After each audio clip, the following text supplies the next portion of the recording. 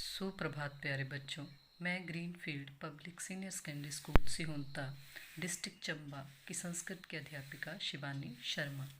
आज हम 7वीं कक्षा की पाठ्य पुस्तक रुचिरा भाग 2 के पाठ 7 का अध्ययन करेंगे, जिसका नाम है संकल्प सिद्धिदायिका, जो हमने पिछले सप्ताह में थोड़ा जो था पढ़ लिया था। उसका शेष भाग जो है, आपने देखा था कि पार्वती जो है शिव को प्राप्त करने के लिए घोर तपस्या कर रही हैं। वो अपनी माता से उसकी अनुमति मांग रही हैं और अपनी सखी विजय के साथ वो गौरी पर्वत जाकर जो है बहुत ही कठिन तपस्या करती हैं। ना उन्हें वहाँ खाने के लिए कोई फल है, न कुछ भी नहीं है, और वह इस तपस्या को करते हुए एक पत्ता तक भी नहीं खाती हैं और जो है वो बिना बिस्तर के भूमि पर ही सोती हैं। और उन्होंने उस तपस्या को करते हुए जो हिंसक पशु हैं वहाँ के, वो भी उनके क्या बन गए हैं, मित्र बन गए हैं। और काफ़ी समय उनको जो है अब तपस्या करते हुए हो गया है। तभी एक जो है वटु रूपधारी शिवः सहस एव उच्चै उपहस्ति, वहाँ पर एक जो है ब्रह्मचारी जो है प्रवेश करता है, और उससे जब पता चलता है कि पार्वती जो है शिव को प्राप्त करने के लिए घोर तपस्या कर रही हैं, तो वो जोर से हंसता है। आगे देखते हैं। वटु अय पार्वती, अरे पार्वती, सत्यमेव त्वं शिवं पतिमित्सि, सत्य मतलब कि सत्य ही तुम शिव को पति के रूप में पाना चाहती हो। उपहसन हंसते हुए। नामनः, आगे देखते हैं।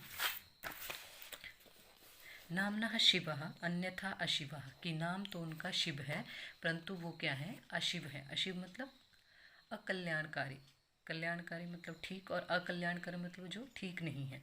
शमशाने वस्ती, और जो शमशान में रहते हैं। यस्य त्रीणि नेत्राणि, जिसके क्या है 3 नेत्र हैं।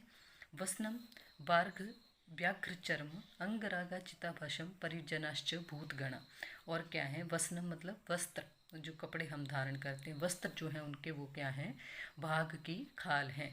बाघ की जो चमड़ी होती, खाल जो होती है उसको बाघ की खाल है। और शरीर का लेप जो है वो चिता का भस्म है। और उनके जो परिवार के लोग हैं या सेवक जो है वो कौन है, भूत गण है।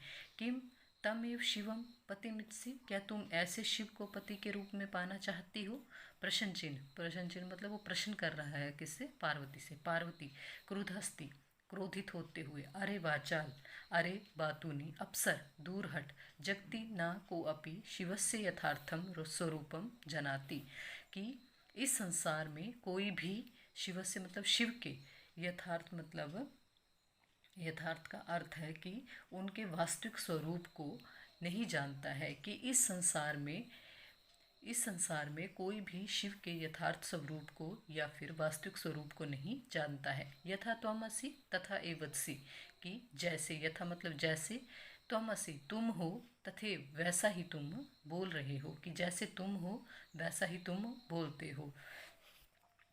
आगे विज्ञाम प्रति, विजय के प्रति जो है पार्वती बोल रही है। सखी चलो, या निंदाम करोति सा तो पाप भाग भक्ति, या एव यह शृणोति सोअपि पाप भागम भक्ति, कि यहाँ से चलो, कि जो निंदा करता है वो तो पाप का भागी होता ही है, परंतु जो निंदा को सुनता है वो भी पाप का भागी होता है। कि जो निंदा कर रहा है वो तो पाप का भागी है ही, और जो निंदा को सुन रहा है वो भी क्या है, पाप का भागी ही है। पार्वती द्रुत गत्या निष्क्रमती, पार्वती तेज गति से चली जाती हैं, ये जल्दी से चली जाती हैं। तदेव पृष्ठता बटो रूपम परित्यज्य शिवा तस्य हस्तम गृह्णति, तदेव तभी क्या होता है, ब्रह्मचारी का रूप त्याग कर, तभी पीछे से, पृष्ठता मतलब पीछे से, ब्रह्मचारी का रूप, परित्यज्य मतलब त्याग कर, शिव तस्य हस्तम गृह्णति, उनका हाथ पकड़ लेते हैं। पार्वती लज्जाम कंपते, पार्वती लज्जा से कांपती हैं। आगे देखिए। शिवा पार्वती प्रीतो अस्मि त्व संकल्पे, शिव बोलते हैं कि पार्वती मैं तुम्हारे संकल्प से बहुत प्रसन्न हूँ। अद्य प्रवृत्ति अहम त्व तपो भी कृत दासो अस्मि, बोल रहे हैं कि आज से मैं तुम्हारे तप से, कि आज से, आज अद्य प्रवृत्ति मतलब आज से, अहम मैं, तो तुम्हारे, तपो भी मतलब तप से, कृतो दासो अस्मि, कि तुमने जो इतना कठिन तप किया है उससे मैं तुम्हारा क्या हूँ, खरीदा हुआ सेवक हूँ या दास हूँ।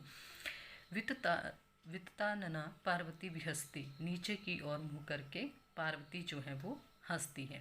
तो जो इतनी कठिन तपस्या कर रही थी वो अपने महल को छोड़कर, वो राजकुमारी थी, महल को छोड़कर वो जंगल में तपस्या करती हैं। उन्हें खाने के लिए कुछ नहीं है, समय समय पर कोई चीज़ नहीं मिल रही है, वो बिल्कुल वनवासी का जीवन व्यतीत कर रही हैं। तो उनका जो इतना कठिन तप करना जो है क्या होता है, सफल होता है।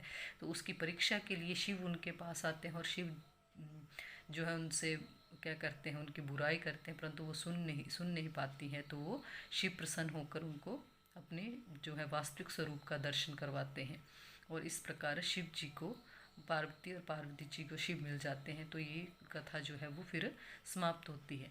तो इसमें क्या बताया गया कि संकल्प जो है, कोई भी हम संकल्प करते हैं, किसी चीज़ को करने का ठान लेते हैं तो उसको हम कर हम अगर मन में पक्का निश्चय कर ले तो हम उसको कर सकते हैं। आगे देखिए, आप पाठ का अभ्यास है। प्रश्न नंबर 1 इसमें आपने उच्चारण करना है। प्रश्न नंबर 2 देखिए, उदाहरण अनुसृत्य रिक्त स्थानानि पूर्यत, कि वस्ति स्म, वस्ता स्म, वसंती स्म, ये जो है आपका लट लकार का जो है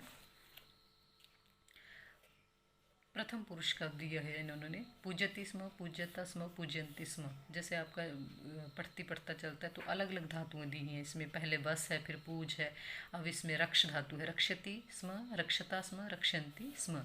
चर धातु, चरती स्म, चरता स्म, चरंती स्म। अगला है करोति, क्री धातु, क्रोति स्म, कुरुता स्म, कुर्वन्ति स्म। आगे है आपका ये लंग लकार का जो है आपका लंग लकार के प्रथम पुरुष है, अकथत, अकथ्यताम, अकथन। फिर प्रथम पुरुष का पूज धातु है, अब अपूज्यत, पूज्यताम, अपूज्यन। अब रक्ष धातु है, अरक्षत, अरक्षताम, अरक्षन। आगे है अब ये भी अलंग लकार का मध्यम पुरुष है, अवसा, अवस्थाम, अवसत। और इसमें पूज धातु, अपूज्य, अपूज्यताम, अपूज्यन, अपूज्यत। और चर धातु, अचर, अचरतम, अचरत। अपट्ठम, अपट्ठा, अपट्ठाम, ये जो है आपका उत्तम पुरुष है। अलिखम, लिख धातु, अलिखाव, अलिखा, अलिखम, अलिखाम। आगे है आपकी चर धातु, रच धातु, अरचम, अरचाव, अरचाम।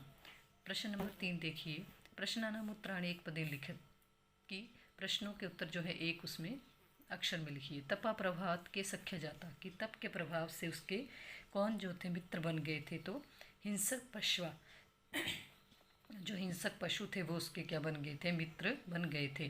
पार्वती तपस्यार्थम कुत्र गच्छत, पार्वती तपस्या करने के लिए कहाँ जाती हैं, कानने या वनम। कानने का अर्थ भी वन होता है और वनम का अर्थ भी वन ही होता है। का शमशान बस्ती, शमशान में कौन रहता है, शिवा। शिव निंदाम श्रुत्वा का क्रुद्ध जाता, पार्वती। वटु रूपेण तपोवना कहा प्रविश्यत, कि वटु रूप धारण करके तपोवन में कौन प्रवेश करता है, तो शिव। अगला प्रश्न है आपका, कहा का कम काम प्रतिकथ्यति, कि वत्से, कि कौन किसको ये चीज़ जो है बोल रहा है। वत्से तपा कठिना भक्ति, तो माता बोल रही किसको, पार्वती को। अहम तपा एव चरिष्यामि, ये कौन बोलता है, पार्वती बोलती हैं अपनी माता को। मनस्वी कदापि धैर्य न परिजति, ये जो है पार्वती बोलती हैं अपनी सखी को, या विजया भी लिख सकते हैं। अर्पणा इति नामना त्वं प्रथिता, ये कौन बोलता है, विजया बोलती हैं पार्वती को, कि पत्ता तक न खाने वाली इस नाम से तुम क्या हो गई हो, प्रसिद्ध हो गई हो। पार्वती प्रीतो अस्मि तो संकल्पे, ये कौन बोलता है, शिव बोलते हैं पार्वती को। श्रीरम आद्य खलु धर्म साधनम, ये भी कौन बोलता है, शिव बोलते हैं ये पार्वती को। या वटु, वटु रूपधारी था तो वटु भी लिख सकते हैं। आम त्वकृत दासो अस्मि, ये शिव बोलते हैं पार्वती को कि मैं तुम्हारा खरीदा हुआ क्या हूँ, दास हूँ। अगला प्रश्न है आपका, प्रश्न नाम उत्तराणी लिखित। अब इनके जो है पूरे उत्तर देना है। पार्वती क्रुद्धा सती, कि पार्वती क्या वह क्रोधित हो जाती है, तो क्या बोलती हैं वो क्रोधित होकर, कि अरे वाचाल अप्सर जगति न कोऽपि शिवस्य यथार्थस्वरूपं जानाति यथा त्वमसि तथैव वदसि कि अरे बातूनी, ये ज़्यादा बोलने वाले, अब से चुप हो जाओ। जगत में कोई भी शिव के यथार्थ स्वरूप या वास्तविक स्वरूप को नहीं जानता है। जैसे तुम हो वैसा ही तुम बोल रहे हो। अगला प्रश्न है का पाप भागम भवति, कि पाप का भागी कौन होता है। या निंदाम करोति अथवा या निंदाम शृणोति सा पापक भवति, कि जो निंदा करता है वो भी पापी होता है और जो निंदा को सुनता है वो भी पापी होता है। पार्वती किम कर्तुम इच्छत, पार्वती क्या करना चाहती थी। पार्वती तपस्यार्थम कर्तुम इच्छत, तपस्या करना चाहती थी। अगला प्रश्न है मंजूषा पदानि चित्वा समानार्थक पदानि लिखत, कि समानार्थक होते हैं प्रेयवाची जिनको हम बोलते हैं। कि शिलायाम दिया है यहाँ पर, मंजूषा आपको ये पर दी गई है। शिलायाम, शिला होता है पत्थर, तो पत्थर को और बोलते हैं प्रस्तरे। पश्वा, पश्वा को जंतवा। अम्बा माता। नेत्राणी नयनानी। तूष्णीम मोनम। अगला प्रश्न, प्रश्न नंबर 7, उदाहरणम अनुसृत्य पद रचना कुरुत, जिसमें जैसे जो आपका लंग लकार होता है उसको अवसत करके लिखते हैं। अगर आप उसको वस्ति स्म करके बोलेंगे तो वो उसका एक ही मतलब है। तो ये उदाहरण दिया इन्होंने, वस्ति स्म अवसत। पश्यति स्म तो अपश्यत, तपति स्म अतपत, चिंतति स्म अचिंत्यत, वदति स्म अवदत, गच्छति स्म अगच्छत। आगे है